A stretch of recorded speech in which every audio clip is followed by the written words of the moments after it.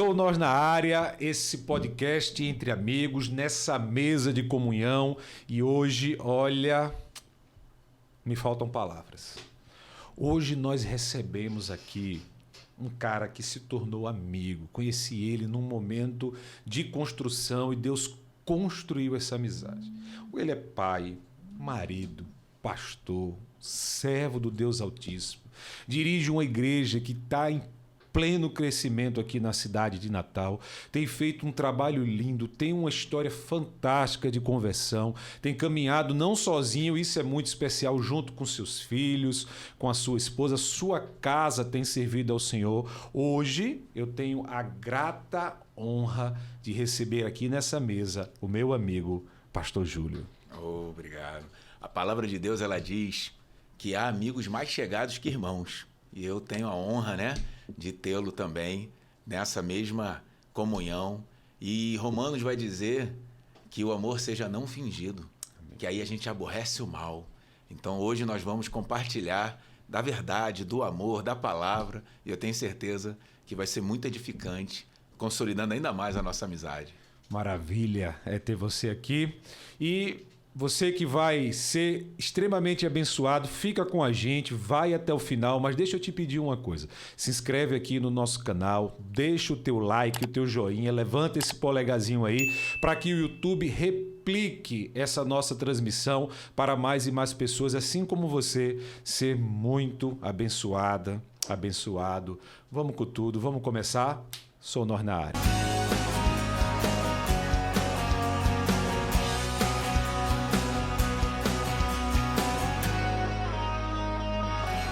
Meu amigo, Pastor Júlio, que alegria ter o senhor aqui. Igualmente. Jesus, ele nos ensinava isso. Agora eu vos conheço e vos chamo de amigo. Meu amigo, Pastor Rodrigo, muito, muito bom estar aqui hoje, nessa oportunidade de juntos edificarmos o reino do Senhor Jesus. Eu quero até começar falando um pouco sobre o nosso intuito de estarmos aqui, porque esse podcast, o Sou Nós, é justamente nós deixarmos de falar de nós mesmos, de mim, porque não é sobre mim, é sobre nós, sobre a nossa amizade, sobre aquilo que estamos fazendo no reino, sobre aquilo que Deus fez e tem feito sobre as nossas vidas através dos nossos ministérios. Então, para mim, é uma honra ter o senhor aqui nessa mesa. É uma mesa entre amigos. E a gente vai hoje ter um bate-papo bem leve, falar de coisas maravilhosas, porque estamos falando de coisas do reino. Mas para que a gente possa começar, qual a melhor maneira do que não te conhecendo melhor? Eu conheço um pouco da sua história, quero conhecer muito mais, eu sei que hoje será uma grande oportunidade. Então, para que a gente comece bem, se apresenta, fala um pouco mais de como você começou, como começou a sua caminhada com Cristo. Que bênção. A caminhada com Cristo, eu creio que ela começa porque nós temos, infelizmente, pastor, nós temos uma dificuldade de reconhecer o início da nossa caminhada. Sim. Porque a gente começa registrando a nossa conversão. E não lembra que às vezes os movimentos aconteceram lá atrás. Muito antes, porque muito antes ele já estava ali, já estava de mãos dadas conosco, já estava pegando no colo, já estava livrando, guardando. E essa parte geralmente a gente não Guarda traz. Israel está sempre entendeu? Ali. A gente, ainda que no mundo, nós somos oriundos, de um passado, infelizmente, que a gente desconhecia esse poder do Evangelho sobre as nossas vidas. E aí você vai andando, e como você está andando às cegas, você não sabe que ele já está ali preparando todo o caminho. Eu venho de um universo, morava no Rio de Janeiro, lá na Baixada Fluminense. Então, eu era empresário da noite, sabe, pastor? Empresário da noite, eu tinha choperia, clube, campo de futebol e, obviamente, envolvido com escola de samba. Então, era um... Carioca. O típico carioca. O típico carioca. Mas andando completamente às cegas, achando que, pela minha formação católica, eu agia muito com compensação. Apesar de caminhar daquela maneira, estava sempre procurando fazer o bem, ajudar alguém. De vez em quando deixava de ir para um jogo, torce para quê? Flamengo? Flamengo. Deixava um joguinho do Flamengo, ia ali na missa. Não acontecia muito que a missa é de manhã. E os Eu não jogos, perdi o jogo. não dava esse conflito, né? Mas como é que funcionava a compensação? A compensação, você, obviamente, fazia coisas horríveis, extremamente pecaminosas, mas aí você ia na igreja e ajudava um determinado projeto da igreja, vinha um pastor, precisava de fazer algo lá na igreja e você também ajudava, cesta básica, para lançamento de um disco. Então você ia fazendo esse processo de compensação. E eu fui levando a minha vida nesse ritmo, né? Até que um dia eu recebi uma profecia, né? Aleluia. E eu estava lá em um dos meus comércios, tinha muitas atividades e era aniversário de uma pastora, que inclusive hoje é uma das nossas grandes amigas, mentoras, e ela estava comemorando o aniversário de crente, tinha um monte de pastores e tal. E comida também. Comida.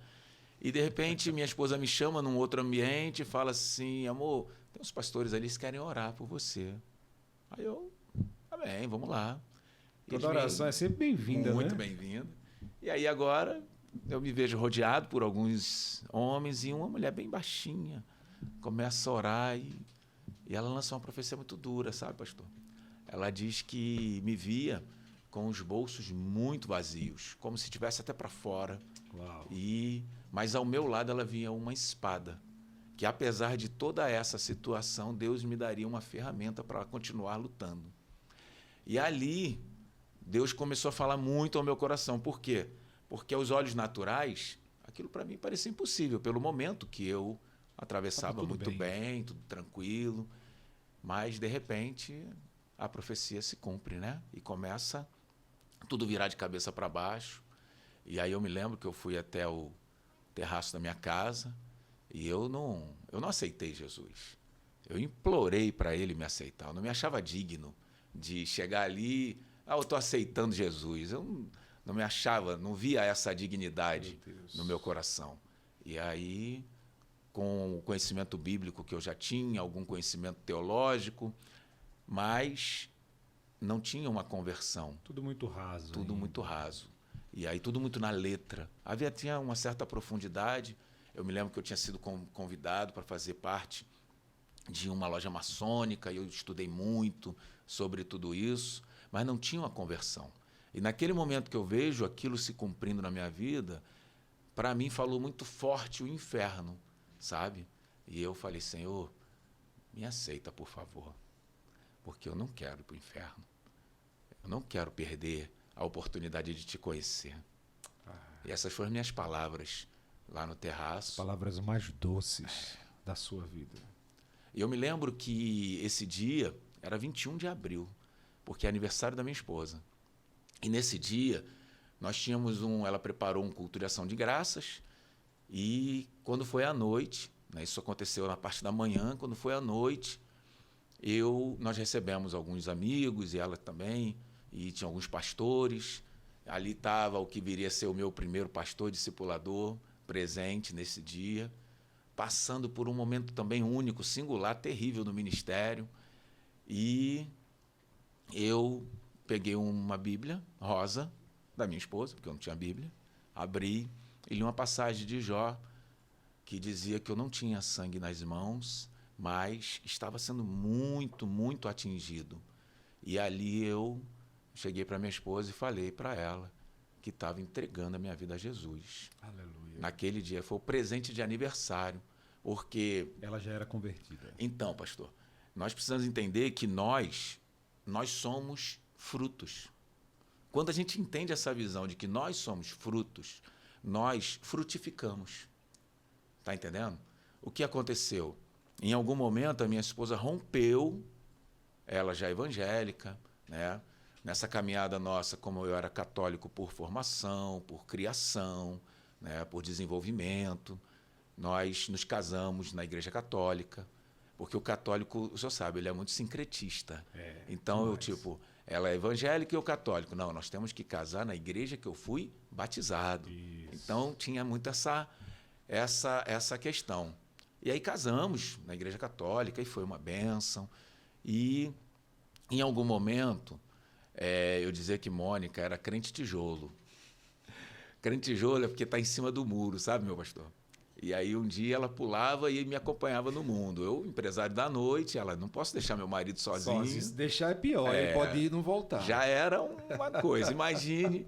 E aí ela pulava para o lado errado do muro e me acompanhava, né, com o esposo e tal. E aí o Espírito Santo ia lá, incomodava ela. Mas um dia a gente foi assistir um show do Zeca Pagodinho, lá numa grande casa de eventos lá no Rio de Janeiro, na Barra.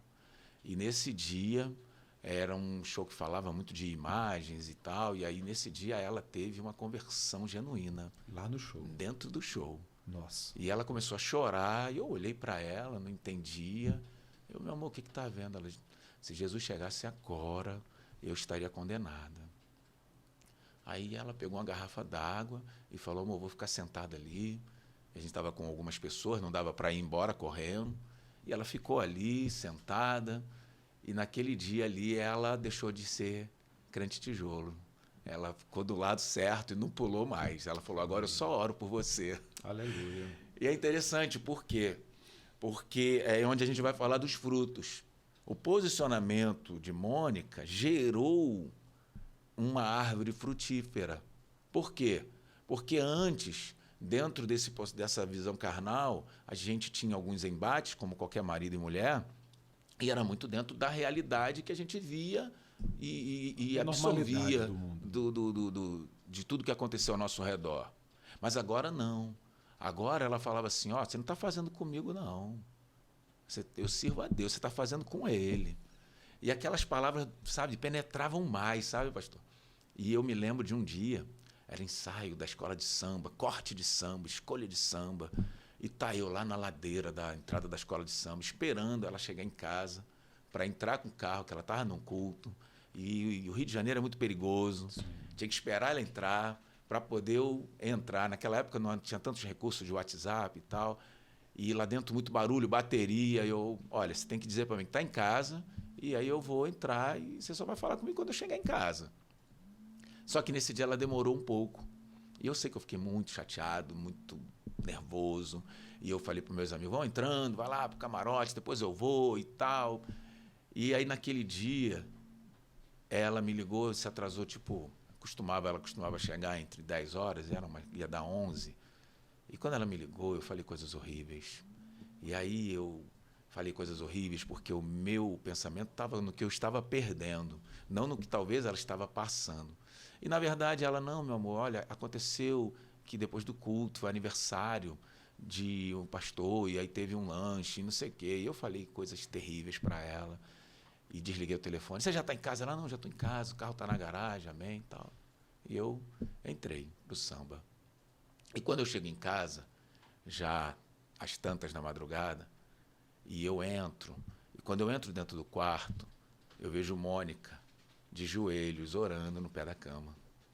E aí eu olho aquela expressão e eu vou para o banheiro para me lavar e tal, mas eu ouço, é a oração dela, agradecendo porque eu estava chegando em segurança, agradecendo a Deus porque deu tudo certo e porque eu cheguei.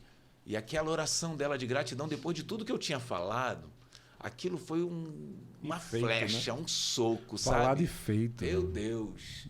E eu entro para o banheiro, pastor, e quando eu me olho no espelho, eu via meu rosto todo sujo, todo preto. E eu pegava água e eu lavava o rosto, lavava e não limpava. E eu lavava e não limpava. E aí eu começo a chorar. Por quê? Porque eu começo a entender o processo que Deus estava requerendo de mim. Mas que nunca lhe deixou só, né? Nunca. Por isso que eu digo que a conversão vem de antes. Vem de antes. Essa semana eu pensava muito sobre isso. Que mesmo quando a gente ainda não tem essa intimidade, esse conhecimento de Cristo, nós nunca estamos sozinhos. Porque se tivéssemos por 1 milésimo de segundo sem a presença dele, né, nós morreríamos. Não haveríamos vida. Fulminados. O ódio do inimigo sobre as nossas vidas, se ele tivesse essa oportunidade, se não fosse essa proteção que Deus estabelece em nós, nós seríamos extremamente fulminados. É só você ver o seguinte: como é que você serve a Cristo? Pastor Rodrigo, Pastor Júlio, né? Sim. Ele lhe conhece, ele chama pelo Nome. Como é que você serve ao inimigo? A primeira coisa que o camarada chega lá, ele dá logo um nome para te humilhar. Dá logo um apelido. Agora você é um tranca-rua, agora você é um Zé Pilintra, agora é uma Maria Padilha, tá entendendo? É sempre Já para um humilhar, nome para derrubar. Ele já pega e já te coloca numa condição de estar subjugado.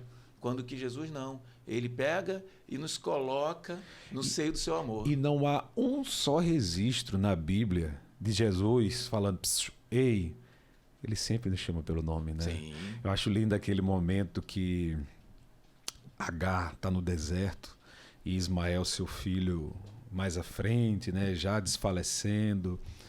E aí, de repente, ela ouve aquela voz que diz, Agar, Agar, né? E deve ter sido a voz mais suave que ela poderia ouvir. Vem até uma repreensão, né? Por que você abandonou o menino e tal? Mas a primeira coisa é chamar pelo nome, sabe? Nós somos atraídos pelo nosso próprio nome em amor. E o poço estava ali cavado isso. ao lado para mostrar Sim. que nós nunca estamos só. Ele ainda cava poços para que nós possamos nos refrescar e encontrar a água da vida. Sim. E eu vejo até nessa passagem, pastor, algo interessante, porque Abraão vai dar um cântaro e um pão para uma jornada tão grande e ninguém questiona. Você vai ler ali, vai ver que não há um questionamento do menino, não há um questionamento de Agar, não há um sentimento de Abraão, porque Abraão já tinha convicção de que Deus estava naquele processo ali. Agora é óbvio que a mãe, andando no deserto, vendo que a provisão acabou e vendo que o menino vai desfalecer em algum momento, isso vai mexer com qualquer estrutura humana. Com certeza. Mas Principalmente uma mãe, né? Entendeu? E aí vem o Senhor que nos chama pelo nome. Na série The Chosen, Sim. o primeiro capítulo, se eu não me engano é o primeiro capítulo, Eu Te Chamo Pelo Nome, que é quando ele resgata Maria Madalena, né? E ali é tremendo, é tremendo. Tremendo. Eu já assisti essa série algumas vezes e é interessante que quando ele abraça ela, que ele te chama pelo nome, que começa com essa profecia, né, de Isaías, né? Que eu te remi, eu te conheço, eu te chamo pelo nome, tu és meu. E aí, quando Jesus cumpre isso na vida de Maria Madalena, e ele abraça ela, a imagem da parede são muitos demônios saindo. Muitos. Você vê, algumas vezes vai perceber esses detalhes tremendos. Cumpriu na sua vida também. Foi. Através da oração da sua esposa. Mônica, nesse processo, ela foi fundamental. Fundamental. Ela decidiu. A pastora Mônica, que Mônica é minha esposa, que hoje é pastora, mas tem a pastora Mônica, que foi mentora dela durante muito tempo, né? Foi cobertura espiritual até hoje. Ontem estávamos em oração. Amém. Junto com ela, né? Porque a cobertura é assim, a cobertura ela é algo que você leva para o resto da vida. Precisa todos os dias. E tá ali, não precisa estar perto, está lá no Rio de Janeiro, continua cobrindo, continua orando, Aleluia. Continua intercedendo. E a gente também, sendo gratos, é dessa forma que funciona. Aproveitar aqui, mandar um grande beijo para a pastora Mônica, tenho certeza que depois ela vai estar assistindo conosco. E aí o que acontece, meu pastor? Esse processo é muito forte porque não é fácil. Em alguns momentos, Mônica estava ali, fraquejando, e a cobertura... Não, vamos lá, vamos continuar o propósito. E ela lançou uma profecia, ele vai ser mais crente que você. Eu gosto de brincar com Mônica nesse sentido, que hoje eu que chego ali, ei, vamos. Não desistir jamais. E aí ela, não, mas, poxa, nós caminhamos numa igreja que eu dirigia uma congregação e também ia para a sede. Eu era co-pastor na sede e dirigia uma congregação que era nessa liderança lá. Então, Mônica, não preciso ir lá na sede hoje não, porque amanhã a gente está na congregação e tal. Eu, não, vamos. A gente tem um cuidado com isso, que ainda acontece, né? Às vezes a gente vai fazer um evento na igreja, não vamos fazer no sábado não, porque senão os crentes não vêm no domingo para o culto, né? Como é uma tristeza lembrar disso. Se Jesus falar, hoje eu não vou não. Deus. Fica aí sozinho. O que seria de nós? E tudo isso aconteceu em 2012? Então, isso foi ali 2011, 2012, esse processo de falência financeira e de prosperidade espiritual. Início de uma nova caminhada. Deus ele faz assim, entendeu? Ele tira para é a passagem de Jeremias, é o vaso na mão do oleiro. Então ali eu me converti. O apóstolo que estava conosco lá na ocasião, que hoje é apóstolo, na época era pastor, foi o nosso primeiro pastor. Ele chega para nós e fala: olha, eu vou dar um testemunho aqui, eu passando por muitas situações ministeriais, isso em 2012. Sim. Passando por muitas situações ministeriais e a ponto de desistir, o Espírito Santo fala para mim: tá vendo? Que você não pode desistir. E aí, naquele momento ali, ele também deu um testemunho pessoal, a pastora Mônica também estava. Nesse aniversário da Mônica, que eu aceitei, né, dei a minha declaração, a primeira, né? Que eu fiz 3 etapas com Cristo. A primeira foi no terraço, implorando que ele me aceitasse. Ali no aniversário eu queria honrar minha esposa, dar esse presente a ela, né, diante de tudo que ela vinha pagando o preço pela minha vida. E aí eu fiz a minha primeira declaração ali dentro de casa, né, confessando a Cristo. E 2 amigos que estavam nesse aniversário, um aceitou também Jesus e o outro estava desviado, voltou para os caminhos de Jesus. Foi algo maravilhoso. Uma conversão coletiva. Foi maravilhoso. Você pensa, é um aniversário, um culto de ação de graça, aí de repente, porque, pastor, eu era o improvável. A minha forma de vida. Você foi tudo. Deus é o Deus dos improváveis. Isso aí, eu era o improvável de Deus. Por quê? Porque o estilo de vida que eu vivia, as amizades que eu tinha, o que eu cultivava, entendeu? Da forma que eu praticava, como eu desenvolvia as coisas, sem muitos princípios, isso tudo gerava um cenário que era improvável que isso viesse a acontecer. Tanto que um dia, essa pastora, ela estava nessa choperia nossa lá, né? E era um aniversário. E ela foi falar com um amigo nosso sobre Jesus, porque pastor não tem jeito, pastor é Jesus. Onde chega é Bíblia. E esse amigo ficou meio encurralado, ela falando de Jesus, aí a saída que ele teve. Quando o Júlio for, eu vou. Como que ele diz assim, Júlio não vai? Entendeu? Há um tempo atrás, um amigo nosso perguntou para ele: vem cá, e aí, o que você está fazendo da sua vida? Porque o Júlio já foi, ó. Entendeu? E foi a saída porque ele olhou e falou assim: não, o Júlio, eu era o presidente do sindicato dos homens, aquela coisa de, né, de macho alfa e tal, que achava que homem tem um montão de mulher. Aí aprendeu que hoje o homem que é homem é sacerdote do lar. Meu Deus, é muito mais difícil você conquistar a sua mulher todo dia do que você arrumar uma mulher nova. É muito mais difícil, mas é muito mais prazeroso. E gratificante. Meu Deus. Então a gente vai vivendo isso. Gerir uma casa como sacerdote. Né? Hoje nós fazemos um trabalho chamado Casa da Paz e a gente, para a honra e glória do Senhor, já teve a oportunidade de tratar casamentos extremamente debilitados, destruídos, dilacerados. E você olha e fala: caramba, olha como Jesus faz. Outrora alguém que não era nem exemplo para isso, hoje, né?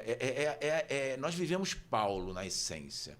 Né? Quem não nasceu num lar evangélico e não teve todo um processo, né? A gente acaba sendo Paulo, porque Paulo ele era a contramão do processo, o grande perseguidor, completamente irado, com muito ódio daquilo tudo que estava acontecendo, religioso. E, de repente, agora ele tem um encontro com Jesus e ele vê que ele estava totalmente errado. São 3 dias de jejum que ele está cego, que ele inclusive narra isso depois dizendo, né, eu fui até o 3º céu, não sei se no corpo ou fora do corpo e tal. E ali ele vê, caramba, como eu estava errado. E agora eu preciso fazer totalmente o contrário.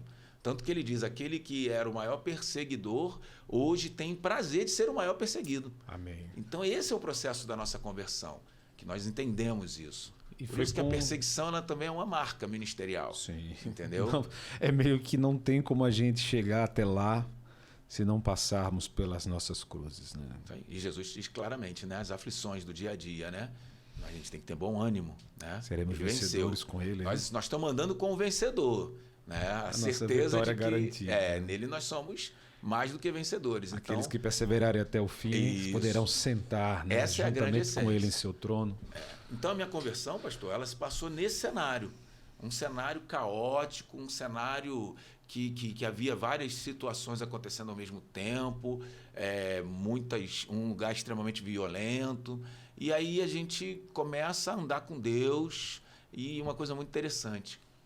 Logo no primeiro mês, devia ter ali 30, 40 dias de convertido, né? Aí eu fui a uma vigília em Duque de Caxias, é uma cidade próxima lá. E nessa vigília, umas 5.000 pessoas, mais ou menos, nós fomos porque a pastora Mônica recebeu a apóstola Ruth, grande beijo, que é lá de Manaus, né? E ela ia ministrar também nessa vigília. E a gente estava nessa comitiva, eu e minha esposa, levando a pastora e a apóstola, né? Junto meu filho adotivo também foi, o Vitor, e a gente chegou lá nessa vigília e um rapaz me pegou pelo braço e saiu me puxando. Saiu me puxando, peraí, rapaz, estou com o pessoal aqui. Não, o lugar dos pastores é aqui. Eu tinha 30, 40 dias de convertido. O lugar dos pastores. Eu, peraí, não, o senhor está entendendo errado. A pastora está lá atrás. Eu vou buscar, mas o senhor fica aqui. E me botou sentado lá, na primeira, segunda fila da vigília. E quando chegou a pastora, chegou a apóstola e tal, aí ela, olha, você está vendo como é que é na tua vida? É desse jeito. É claro que isso é um sinal profético, mas nós, graças a Deus, procuramos subir cada degrau de uma vez, sabe, pastor? Isso aí tinha o apóstolo Rosenberg, a apóstola Mônica e o apóstolo Carlos? Não, ainda não. O apóstolo Rosenberg, ele ainda está num processo que ele ainda vai se encontrar ministerialmente, ainda era mas hoje um mentor na seu. época. Hoje ele é duplamente irmão, né? Vamos dizer assim, é o irmão, o que é meu irmão, né? De filho do meu pai, da minha mãe. Que legal. Entendeu? Além de irmão, é alguém assim extremamente próximo. Minha mãe hoje ela está com Alzheimer bem avançado, sabe? E uma das coisas que eu fico um pouco triste, né, é que ela não teve a oportunidade de contemplar isso. Porque os 3 improváveis, os 3 filhos que tinham tudo para dar errado, aí hoje 2 são pastores e um é apóstolo. Né? É o Carlos? Não, o Marcos Rosenberg é o apóstolo. Eu tenho um outro irmão que é pastor, Edmar, mora lá no Rio de Janeiro também. Deixar aqui um abração para eles. E eu também. Então, os 3 filhos... Os improváveis. Que deram tanto trabalho. Minha mãe no Alzheimer hoje, ela vem às vezes de madrugada procurando por nós. Que era algo que ela fazia lá atrás, quando éramos criança. Entendeu? E eu tenho que ter uma paciência, porque ela olha para mim e fala, cadê o Júlio César? Nossa. E mãe, eu tô aqui, mãe. Só que os cabelos brancos, né? E aí ela tá procurando o Júlio César adolescente, aquele que deu trabalho, aquele que, sabe? E a gente pegava o carro e saía, e não tinha habilitação. Minha mãe passava a noite em claro. E a gente deu tanto trabalho para ela e hoje, né? Pastores, homens de Deus, chefes de família, à frente de ministérios. E eu queria muito que ela tivesse essa visão, mas eu creio que celestialmente ela terá. Amém. No momento certo. E você começou a sua caminhada, então, passando por alguns ministérios até chegar na Tabernáculo de Salém, que a gente vai falar sobre ela, sua igreja. Hoje você é o pastor presidente, né, tem guiado essa igreja aqui em Natal. Mas tudo começa no Rio, seu primeiro ministério? Sim. Lá na nossa cidade mesmo, Nilópolis. Aí a gente vai caminhar no Ministério Shekinah, Ministério Shekinah de Nilópolis. Sim. Foi o pastor Carlos Teixeira, que hoje é apóstolo. Foi meu primeiro discipulador. Teve um cuidado assim. É aí que entra o Carlos, de né? me pegar no colo mesmo, sabe? Discipular, de ajudar. Ele falava, olha, Julião, ele me chamava muito de Julião. Julião, você tem... Eu poderia agora, já pelo conhecimento bíblico que você já trouxe, e que o que aconteceu? Um upgrade, né? Eu já tinha algum conhecimento bíblico e logo quando eu me converti, eu meditei muito nas escrituras, subia muito monte, era muito focado mesmo. E ele falava, ó, eu queria já te dar a primeira unção pastoral, mas eu quero que você vá em todos os degraus. Então eu vou te ungir obreiro, muitos não vão entender, Esse cara não pode ser obreiro, tem que ser um presbítero. Mas eu quero que você seja obreiro, seja diácono, seja presbítero, seja pastor. Passando por todos os passe passos. por todas as etapas, que é para lá na frente você ter conhecimento de causa. Porque você vai ser um pastor de ovelhas. O teu chamado é um pastor de cuidar. Tem pastores... Deus ele tem várias hierarquias. Da mesma maneira que tem no céu os anjos, os arcanjos, os serafins, os querubins, aqui ele também tem.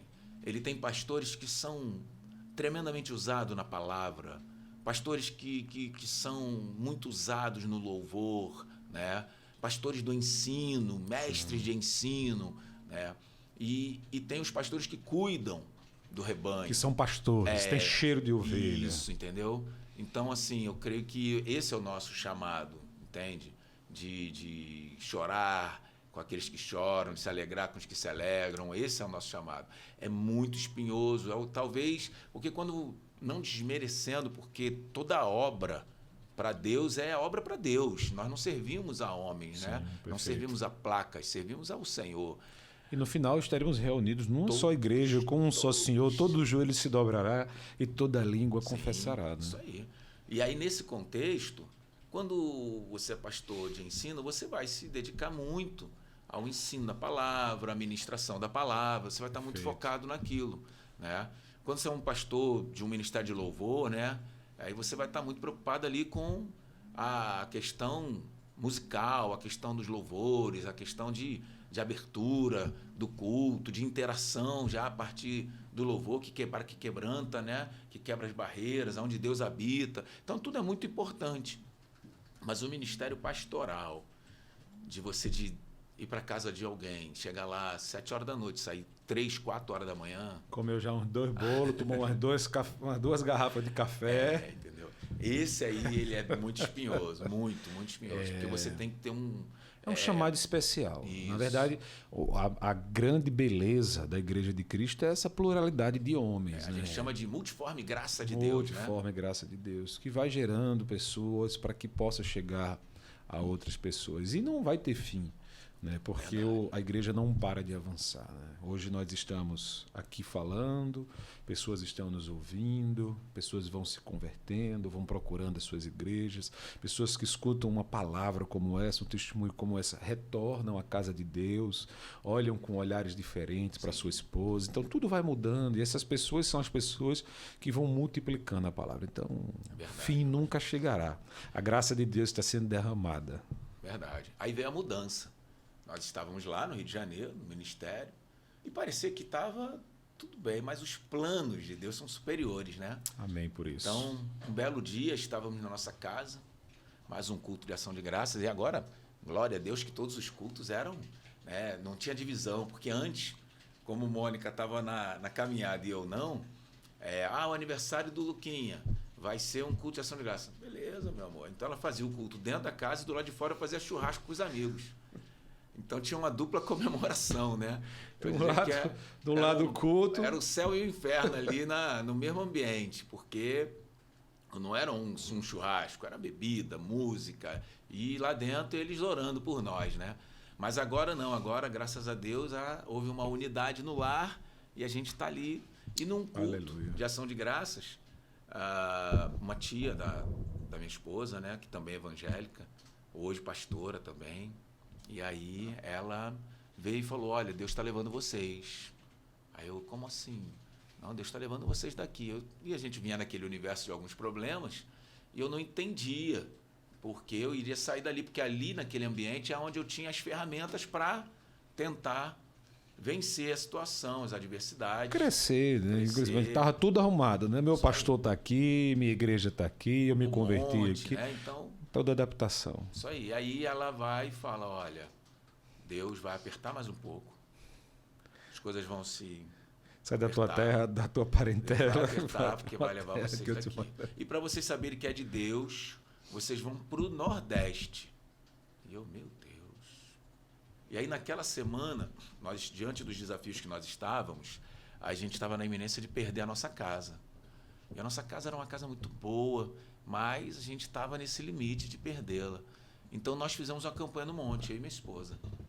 E a gente subiu o monte lá no Rio é uma subida mesmo. É um monte mesmo. 30, 40 minutos de subida, né? São trilhas. E aí a gente subiu um monte, fizemos isso 7 dias. E no 7º dia fomos até um outro monte mais alto e fizemos essa campanha pela nossa casa. Quando a gente terminou no 7º dia, 2 dias depois a gente perdeu a casa. Você entendeu o propósito de Deus. E aí, na hora, obviamente, você não entende, mas agora eu tô com Jesus, agora eu tô Porque eu tô passando por isso e a gente começa E a aí, questionar, né? E agora? E esse amasso? E o que tem a ver e tal? E aí veio esse processo e viemos embora. Viemos para cá. Na verdade, eu vim trazendo meus pais, que eles foram para o Rio para me ajudar em um processo político que nós passamos lá. E aí, como eles já estavam, né? Meu padrasto foi dirigindo, 82 anos já, não estava bem de saúde, eu vim trazendo eles. E aqui, orando ao Senhor, aí eu liguei para minha esposa e falei, olha, mas você vir para a gente poder olhar esse cenário aqui, porque eu acho que a gente vai mudar para cá. E aí eu lembro que era no final do ano, em dezembro, trouxe Mônica, veio o Hélio Biel, que era o caçula, o Júlio Gabriel, e aí veio o poderoso chefinho, né? E aí veio... E quando chegou aqui, a gente orando e ela ficou em paz com a mudança. Realmente, vamos mudar, vamos vir para cá. A gente tem algumas coisas para resolver aqui e deixa Deus trabalhar. Mas a nossa ideia, pastor, a gente imaginava que eram 6 meses. A gente tinha algumas propriedades, algumas coisas para resolver e aquilo resolveria, a gente voltava. Né? Legal. E aí já se vão 11 anos. Pastor, você é tão calminho. Aí... Pentecostal, como é isso? Então, eu quando fui gerado, né? Porque o fruto ele é gerado. Sim. A semente é plantada, o solo é cuidado, ela vai germinar e um fruto será gerado. Amém. São processos da vida, Sim. né? E esse processo ele é humano e esse processo ele também da mesma forma é espiritual. Ele se dá da mesma maneira. E aí nesse processo eu fui gerado numa igreja que tinha uma visão neopentecostal e da visão celular, né, do apóstolo René Terra Nova, Sim. que implementou em Manaus e disseminou por todo o Brasil, né, algo que ele trouxe de fora, trouxe da Colômbia, uma experiência que ele teve lá.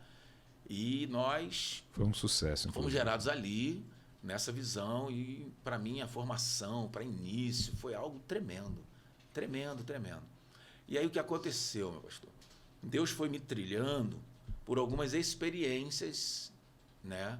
E passando por algumas igrejas para ir lapidando, porque tinha algo. Por isso que eu digo que eu sou um desenvolvedor teológico, né? A gente vai chegar lá, ó, a gente está preparando, uma hora vai ficar pronta essa obra, porque a gente entende que, como nós falamos da multiforme graça de Deus, a gente entende que todas as teses, se você pegar a essência e a pureza dela, todas elas vão se encontrar. O problema é que a gente pega os detalhes conflitantes, entendeu? Você vai pegar os descendentes, né, os discípulos de Armínio, e vai colocar com os discípulos de Calvino, e eles vão começar a brigar. Por quê? Porque eles estão com um detalhe, não, eu não entendo essa questão do livre-arbítrio, eu também não aceito a predestinação, mas se eles pegarem a base do estudo de Calvino com a base do estudo de Armínio, eles vão convergir. Por quê? É o sou nós. Sabe o que é o sou nós? O que nos une é muito maior do que nos separa. do que qualquer coisa que nos separa. Entende? Esse é o sentido. Né? Se a gente pegar Rodrigo talvez goste de pão com manteiga e Júlio gosta de pão com requeijão. Tá entendendo? Mas a gente não... São gostos, são questões que a gente pode até aprofundar teologicamente, mas se a gente perder essa essência, a gente perde a comunhão. E é isso que está acontecendo hoje, entendeu? Então Deus fez o quê? Eu saio do Rio, um ministério neopentecostal, da visão celular, né? Vendo muito dos dons do Espírito, já com dom de línguas, né? Com dom de revelação, e aí vem para cá, cheguei aqui no Rio Grande do Norte e não tinha, porque quando às vezes você vai para uma igreja que ela tem em outros lugares do Brasil, né? Você está na Lagoinha e vai para o Rio, tem uma lagoinha lá, então você procura, né? Como acontece com a Igreja Católica, que você vai encontrar onde você for, você vai encontrar, nem que seja uma paróquia, né? Talvez não uma catedral, mas você vai encontrar. E aí, cheguei aqui não tinha. E aí deu domingo. Domingo é dia de ir para a igreja. Eu tenho que ir para a igreja. O que é que eu faço agora, ficar né? em casa. E aí eu vim para Universal. A Catedral da Universal ali na Salgado Filho. Talvez pela imponência, eu passei, eu vi. Foi a primeira que me veio na cabeça e eu vim.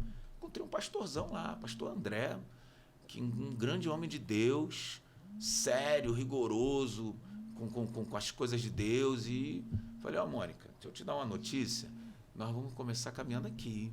Ela é mesmo? Falei, é. E aí, amém. E caminhamos Amém. 11 meses lá. Foi uma grande bênção.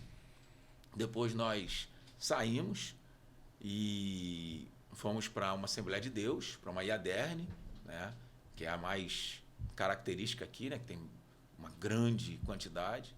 Passamos um período lá também buscando direcionamento de Deus.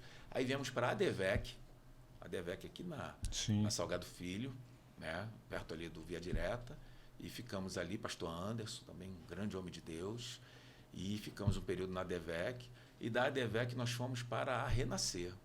E aí a Igreja Renascer foi a que nós ficamos mais tempo aqui em Natal.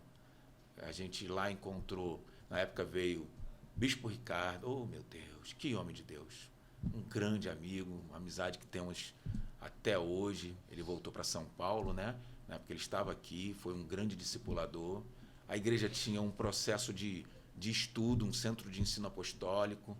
A gente se identificou e ali a gente caminhou um bom tempo e foi onde nós fizemos a obreira e fizemos a aspirante, porque eles começam no primeiro degrau. Depois fizemos o diaconato, fui até o presbitério. E foi um período de muito crescimento, uma grande bênção. O bispo acabou voltando para São Paulo, a igreja sofreu algumas mudanças aqui. E aí foi quando nós fomos para Lagoinha. E aí na Lagoinha, pastor Paulo Barreto, meu Deus. Pastor Paulo. Pense no pastor que tem o amor de Cristo no coração e o perfume de Cristo aonde ele chega. É aquele homem ali, um grande homem de Deus. E ali a gente caminhou também um bom tempo. Ali eu já era muito... Ali o meu ministério pastoral já era reconhecido. Ali muitos irmãos já se dirigiam. E em algum momento até me constrangia, sabe? Que a pessoa me chamava de pastor. E eu, não, mas eu ainda não sou pastor. E na época a pastora Mônica até falou, são as marcas. As pessoas veem você. Isso é tão legal, né? Porque o pastorado é isso, né? Quando a igreja, ela olha e diz assim, eu reconheço aquele homem como meu pastor. Isso aí. E aí me trouxe a memória, né? Porque a palavra diz que a gente traz a memória o que dá esperança. Amém. E aí me trouxe a memória esse evento lá de 11 anos atrás, no Rio de Janeiro, que o rapaz me pegou pelo braço e me colocou lá na frente. No meio dos lugar pastores. Dos pastores é aqui. Sentado entre comecei, príncipes. Entendeu? Comecei a entender ali esse propósito. Amém. E aí caminhamos ali ainda um tempo. E quando foi chegando esse momento do ministério pastoral, realmente as coisas também se estreitaram muito, porque eu vejo, e esse hoje é um dos nossos discernimentos que a gente explora bastante, que se chama guerra espiritual. Né? E em todos os momentos, desde a minha conversão, eu vi isso de uma maneira muito intensa. Sempre acontecendo no redor da sua vida. E aí quando chega lá na conversão, e aí veio, houve tempos de muita calmaria, de crescimento. Quando agora chega o momento da unção pastoral, aí realmente começa essa batalha de uma maneira muito intensa. Eu trabalhava no interior e muitas coisas aconteceram. E aí eu procurei o pastor Paulo e falei para ele, pastor, eu agora vou na direção do chamado. Não vou negociar mais o chamado, eu já entendi. Todo esse processo era para roubar, era para derrubar. Isso. E eu vou. E aí foi quando eu saí. Todas as igrejas que a gente teve, que a gente entrou e saiu, foi uma bênção. As grandes igrejas, a gente saiu debaixo de bênção, portas abertas. Bispa Flávia, pastor Renato, pastor Sidney, pastor Paulo Barreto, sabe? Pastores que a gente viveu. Fez aqui amigos em Natal, na caminhada. Muitos amigos que nós temos até hoje, independente de denominações, sabe? E aí houve a fundação da Tabernáculo. Não, aí nós saímos para uma igreja pequena, né? Ministério Zoe, Vida com Deus, pastor André, que ali eu fui ser co-pastor. Eu entendia que como presbítero eu tinha que ser um co-pastor na prática para chegar ao momento de ser um pastor. Foi passando mesmo, né? Foi lá atrás, como foi profetizado, vamos passando por... Cada degrau, pastor. Cada degrau vivido com uma intensidade muito grande. A intensidade do degrau. Isso. Aquilo aí veio a pandemia, Na pandemia, nós evangelizamos muito. A gente pegava uma caixinha de som, luva, máscara, álcool gel, e ia pelas ruas falando a palavra de Deus, as ruas vazias. E como se mas precisava. as pessoas abriam as janelas e a gente foi um momento de experiência, de crescimento muito grande com o pastor André. E aí Deus falou comigo, olha, chegou a hora. Havia algumas diferenças teológicas, doutrinárias, daquilo que a gente cria, daquilo que a gente trouxe. E aí ele falou, vou te levar para o Rio de Janeiro para você ser ungido pastor. Não vai ser aqui. Vou te levar, você vai ser ungido, você e sua esposa. E Mônica, ela tinha parado no diaconato, ela não, eu sou diaconisa, o chamado de pastor é dele. E aí Deus apertou com força, e até que ela falou, eis-me aqui. E hoje é uma mulher de Deus, uma grande... Sempre foi uma mulher de Deus, mas hoje uma serva pastoreando junto conosco. E aí fomos para o Rio. E aí no Rio de Janeiro, fomos passar pelo encontro com Deus, um trabalho que tem lá também da visão celular. E nesse processo a gente foi, aí fomos ungidos no domingo, eu e minha esposa, por apóstolo, pela pastora Mônica, pela bispa Fabielle, né, um encontro muito, muito prazeroso ali. Depois o apóstolo Carlos também, testificando lá conosco, foi o nosso primeiro pastor. E aí a gente veio com a unção, veio com certificado, tal, convenção, tudo direitinho. E quando chegou aqui, nós fomos ser ainda pastores auxiliares. Entende? O médico, nesse ministério. O médico ele não pega um diploma e sai abrindo a barriga dos outros. Não, ele tem a residência. Primeiro ele faz todo residência. Um processo. Então a gente foi ser pastores auxiliares. Aí fomos para um outro ministério. Ministério Shekinah. Começou no Ministério Shekinah lá em Nilópolis. E terminou aqui em Natal? E aí aqui, Ministério Shekinah do RN. Pastor Rosenberg. E aí ficamos lá como pastores auxiliares. Foi quando ele nos deu uma congregação para dirigir, e aí fomos. Mas é óbvio que aí é onde eu vou chegar nessa questão teológica, que para mim o que é teologia? Teologia é a forma que nós aplicamos aquilo que a gente aprende com Deus. Eu sou um pouco contrário à ideia de que teologia é o estudo de Deus. Estudar Deus seria algo muito absurdo para o homem, entende? É pegar o aprendizado e aplicar. Como é que você está aplicando? Eu aplico segundo a palavra, eu aplico segundo aquilo que eu estudo. Então, para mim, essa seria a melhor teologia que a gente poderia aplicar nos dias de hoje, do que levar tantos embates, tantas discussões, sabe? Tantas tendências. Quando a gente pode convergir mais, Isso. conversar. Você vai ver que as teologias são feitas, os cursos teológicos, eles levam você para uma tendência. Né? Se é um seminário teológico da Nazareno, vai levar você para aquela identificação. Se é do Batista, vai levar. Se é a PUC, vai levar você sempre para aquela. Sempre há um caminho, né? Entendeu? Tem uma questão de abrangência geral, mas sempre vai ter aquela base daquilo que eles creem. Como é que eu vou te ensinar algo que eu não creio? Entende? Então é algo realmente meio. Então eu entendo que ser na contramão é melhor, porque na contramão. E Jesus ele faz isso, né? Jesus ele vem na contramão. Fariseus não entendiam, saduceus não entendiam, até os helênicos que estavam mais próximos dele não entendiam. Por quê? Porque eles achavam que era para o Messias vir e gerar uma grande batalha, uma revolução armada. E não, era uma revolução de amor. Aí nessa contramão, chegou na Tabernáculo. Chegamos, a gente, como estava na Assembleia, também tinha essa diferença de visão. Era Shekinah, mas era Assembleia. E aí chegamos no Tabernáculo de Salém, que é a igreja que Deus já tinha nos dado essa visão. É óbvio que a gente ainda não tinha uma confirmação de Deus se a gente abriria aqui ou se voltaria para o Rio para abrir lá. E aí Deus foi e confirmou que seria aqui. Um dia ele falou comigo de uma maneira muito forte. É muito linda quando ele fala. Estava muito triste com algumas coisas que estavam acontecendo. E aí eu, Senhor, eu quero ir embora. Eu quero ir embora. Eu quero ir embora. Sabe aquela coisa que você está... É o filhinho revoltado. E aí ele chega para mim, tá bom, filho. Você quer ir embora? O que você precisa? Eu vou vender minha casa aqui. E eu junto tudo e vou. Ele, tá bom. Amanhã eu mando um rapaz aí. Mando uma pessoa aí para comprar sua casa. Opa. O senhor vai mandar? Vou mandar, filho. Vou mandar. E aí eu fiquei um pouco calado. Como quem diz, tem coisa aí. Senhor, posso botar o preço? Pode. Pode botar o preço. Vai chegar alguém aí, vai comprar sua casa e você vai embora. Eu só tenho uma pergunta para te fazer. Pois não, Senhor. Quais são os frutos que você vai deixar?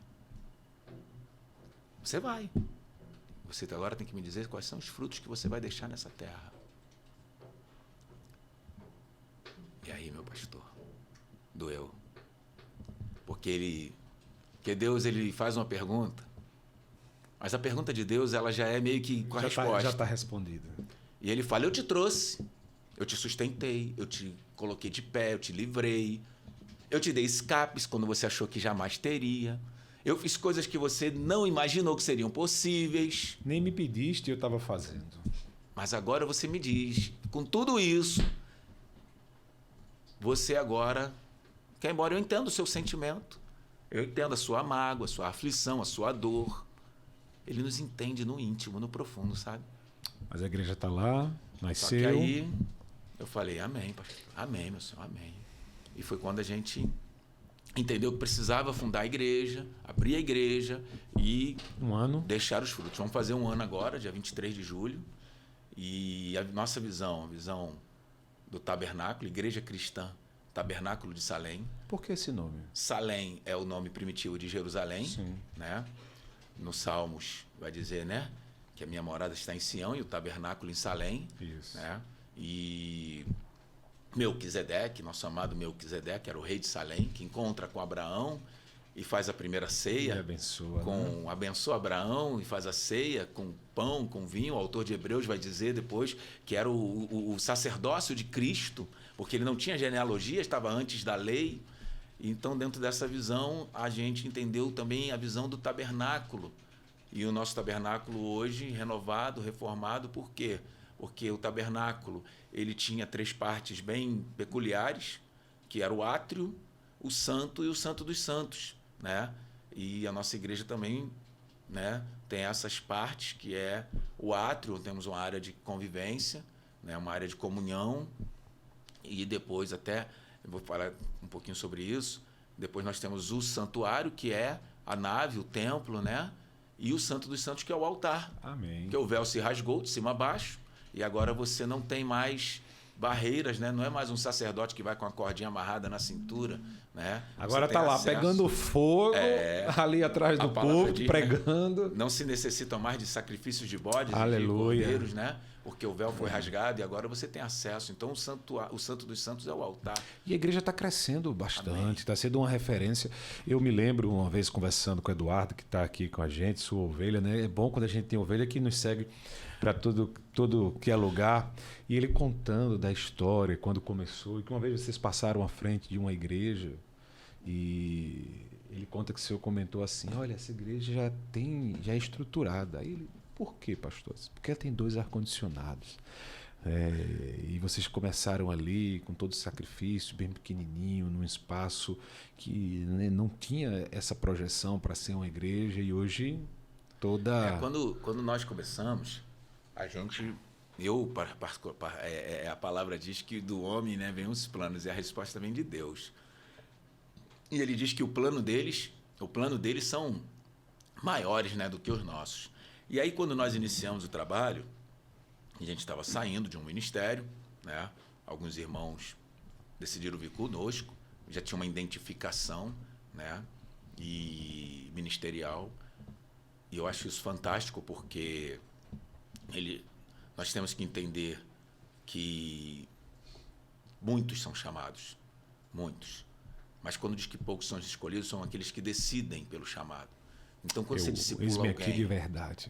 Quando você discipula alguém que essa pessoa te acompanha, é porque ela está entendendo, ela está escolhendo aquele chamado, entendeu?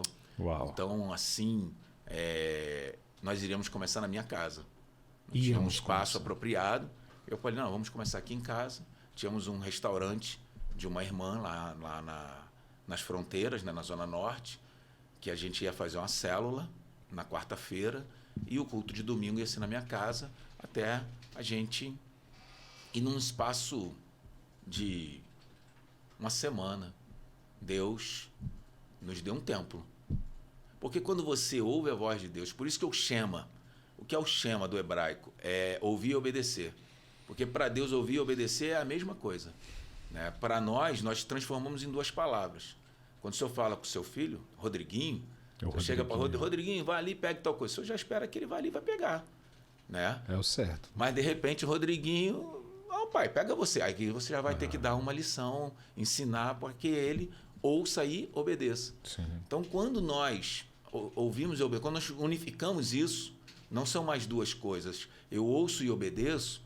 Deus, ele faz infinitamente além. E numa velocidade que a gente não imagina. As coisas acontecem assim. Acontece. Em uma semana... Eu tenho um testemunho para dar depois aqui, através da sua vida. E nós disso temos, aí. Amém. Nós temos em uma semana, agora nós temos um espaço. Eram 2 lojas. A gente só tinha estrutura para alugar uma. Mas, de repente, eu faço uma proposta lá para o proprietário e ele me aluga as 2. Pode quebrar, pode abrir, unifica numa só e tal. E a gente começou, né, trabalhando um lado, fazendo obra e cultuando no outro, num espaço bem reduzido. Né? Um dia desse eu mandei para Eduardo uma foto, Eduardo lá ministrando, ainda na época do espaço reduzido, um pouco maior que o nosso espaço aqui. E ali o Senhor foi trabalhando. E quando nós inauguramos a igreja, no dia 23 de julho de 2022, né? Olha. Quando nós inauguramos, nós tínhamos toda uma estrutura. 10 meses ainda. Toda uma estrutura, climatizado, porta de vidro, tudo com excelência.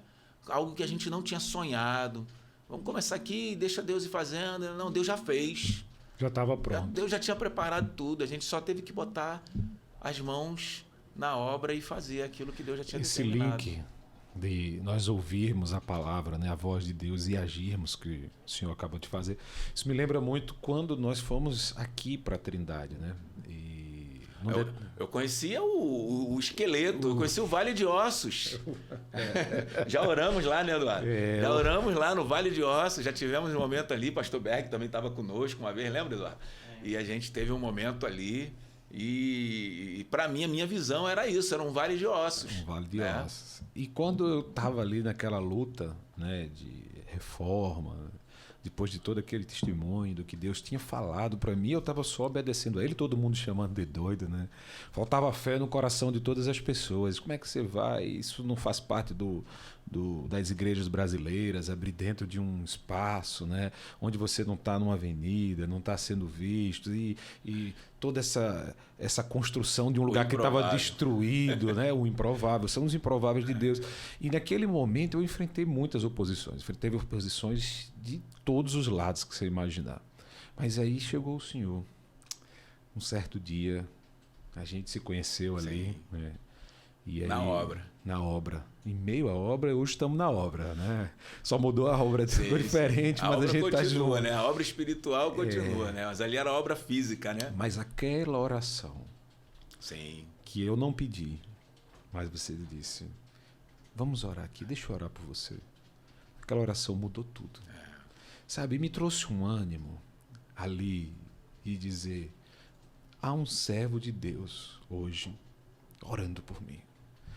Foi espetacular e eu posso testemunhar isso hoje, da força que me deu naquele dia, do incentivo, de quanto foi especial poder receber um anjo de Deus ali, em meio àquele momento. Havia muita certeza no meu coração, mas muita desconfiança nos outros. E aí, de repente, chega um pastor, né, que eu não conhecia e faz uma oração tão profética, tão viva, e eu entendi o recado do Senhor. Foi Ele dizendo assim, eu enviei esse anjo para dizer, eu estou contigo, tu não estás só.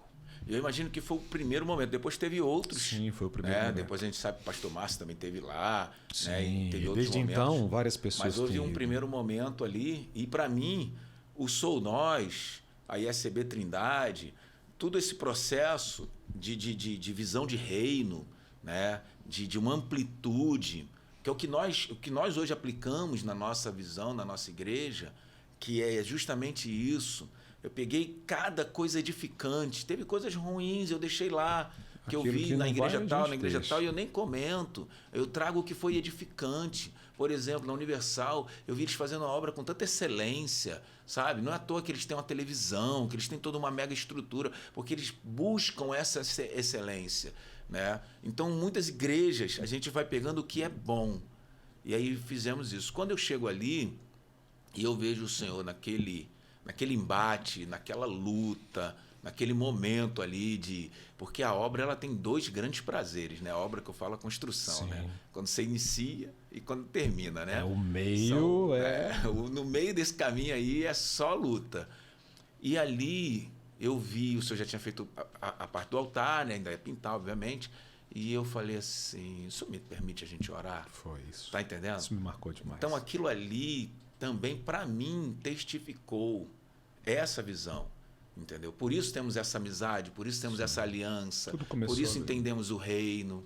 Por quê? Porque, é como eu falei, infelizmente, muitas igrejas estão virando unidades tribais. Por que unidades tribais? Porque tem um cacique e o outro cacique, que deveria ser um irmão, são inimigos. Sim. Estou lutando porque eu não quero que o meu daqui vá para lá, que o de lá venha para cá.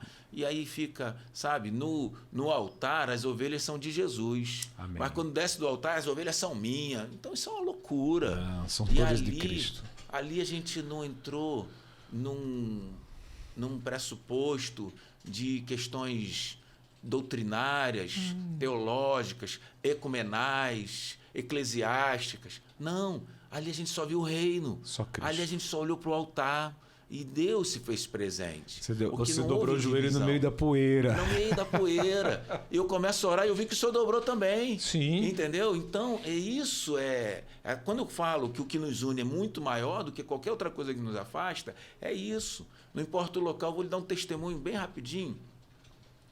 Certo dia nós temos, hoje estamos em maio, né? Isso. Eu creio que deve ter, se não tiver um mês, tem 40, se tiver um mês, uns 40 dias. Temos um amigo que caminha conosco, né? Na nossa igreja, que ele é chaveiro, tem um chaveiro ali no Alecrim, né? Tiagão, né? Um belo dia eu cheguei lá em Tiago, tinha um irmão lá com ele, que também é um grande querido, está sempre conosco lá. E ele estava num propósito. E aí, pastor, o senhor chegou na hora boa, vamos orar? Vamos orar.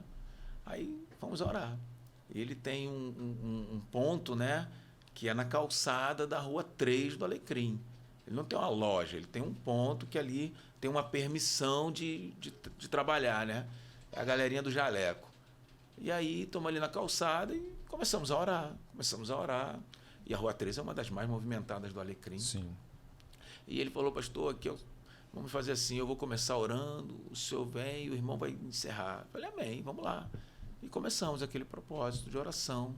E aí Tiago orou, depois eu comecei a orar, e a gente começou a sentir a graça do Senhor ali naquele lugar. Onde? Na calçada da Rua 3, do Alecrim, entre a 9 e a 10. E aí, chegou na hora do irmão orar, ele fez uma pausa. Ele apertou o botão de pausa. Aí, a gente deu aquela parada, sabe? E ele vira para a gente e fala, olha, eu senti de Deus aqui agora da gente se ajoelhar. Aí eu, amém. Aí agora são 3 homens ajoelhados na calçada da Rua 3, lá no Alecrim. E o povo passando. E a gente ali ajoelhado, orando. Pessoas até podem ter passado, escarnecendo. E a gente ali orando. Que coisa e a linda. vontade não era nem de sair dali, nem de levantar os joelhos. Virou era um de pedacinho do continuar. céu. Ficou algo ali tão fantástico. E é isso que acontece quando há uma união, uma comunhão daquilo que a gente está fazendo em Cristo. Foi o que aconteceu naquele dia. Deus nos uniu lá ali. Que a gente estava ali o Vale de Ossos Secos estava sendo transformado, né? E Deus estava ali. Sendo colocada a carne, entendeu? estavam Aquele se processo, juntando né? as peças. Isso aí. E aí, o senhor, obviamente que dentro de N desafios ainda, até a inauguração, né? Que a gente teve a honra de estar presente lá. Então, foi um processo que a gente viu muito do agir de Deus. Muito, muito. Entendeu? Da presença do Senhor naquele lugar. E aí mostra que não é uma questão de tijolos. Não, Nunca foi, nem nunca será. Será uma questão de vidas. Vidas transformadas para o reino. A nossa missão, a missão da Trindade. Eu sempre falo isso, a gente tem experimentado algo sobrenatural. A igreja é uma igreja que avança, desenvolve, cresce em tão pouco tempo de uma forma que eu não consigo explicar. Ainda bem que eu não consigo, porque se eu explicasse eu poderia até ganhar vanglória, mas como eu não consigo, ela vem de Deus. São da parte dos improváveis que nós falamos aqui. Mas eu sempre digo que o importante e aquilo que está acontecendo lá é que não são pessoas, são vidas. Sim. Não são números. São vidas, são Isso aí. famílias, são jovens. E nós temos uma missão: tirar jovens do mundo, restaurar casais e levar centenas, por que não milhares de pessoas a Eu Cristo. tenho certeza que isso foi o projeto que o senhor aplicou na inauguração, que também foi o mesmo que nós aplicamos. E eu costumo dizer, uma vez que eu ajudei o pastor na inauguração da unidade lá de Extremóis, quando éramos lá da outra igreja, e eu falei sobre isso. Uma igreja, ela não abre por causa de um projeto de marketing. Não. Uma igreja não abre porque foi feito um estudo mercadológico naquela área para entender se tem mais homem, se tem mais mulher, qual é a capacidade per capita, qual é a renda que você tem ali, qual é a faixa etária. Uma igreja nunca vai... Se a igreja for aberta com esta visão... Se fosse, eu não tinha ido nunca para ler. Nunca. Uma igreja, ela nasce no coração de Deus e ela é gerada no coração dos homens. Amém. E aí ela vai pegar a contramão de tudo. A tabernácula seria no Rio. Entendeu? E aí você vai entendendo como Deus realmente é muito melhor obedecer. Muito melhor. Entendeu? Quanta coisa a gente ainda tinha para falar aqui, hein? Oh, meu Deus. Tá sendo uma honra conversar com um amigo, podermos falar de coisas do reino, daquilo que Deus tem feito na sua vida. Seu testemunho é lindo. Eu não tinha tido a oportunidade assim. A gente tem caminhado, a gente tem se falado. Eu tenho orado por sua vida, sei que o Senhor também ora pela minha. Nossas igrejas, elas são igrejas irmãs nessa caminhada, mas a gente não tinha se conhecido tão intimamente. Esse é que é o legal desse nosso projeto, né? Convergir irmãos, amigos, a gente sentar na mesa e partilhar de momentos especiais também das nossas lutas, dificuldades, dores, mas acima de tudo, no mundo teremos aflição, mas chegaremos lá com bom ânimo, porque temos um Deus que é vencedor, e porque ele venceu, a gente vai vencer também. Mas a gente está chegando ao fim, estamos terminando esse bate-papo super gostoso, super especial. Quero agradecer a você que ficou com a gente até o final. Não nos deixe sozinhos aqui, então se inscreve no nosso canal para partilhar muitos outros momentos. Dá um joinha, um like aqui nessa nossa transmissão para que o YouTube nos mande para mais e mais pessoas para ouvir essa história fantástica de conversão, de vida, desse homem de Deus, desse servo, desse homem humilde, carismático, pentecostal, daquele que dá glória a Deus de pé e que serve ao Senhor com tanta alegria. Eu quero deixar também um abraço para a Dona Mônica, sua esposa, ajudadora. Gabrielzão também está aqui, né? O pequeno chefinho. Eduardo, nosso amigo. E que Deus esteja abençoando a Tabernáculo. Um abraço para todo mundo dessa igreja. Um dia eu quero ir lá, sentar com vocês, conhecer, dar um abraço em todo mundo. Sintam-se todos já amados. Um abraço para você que ficou aqui até o fim. Sou Nós, um podcast entre amigos. Valeu!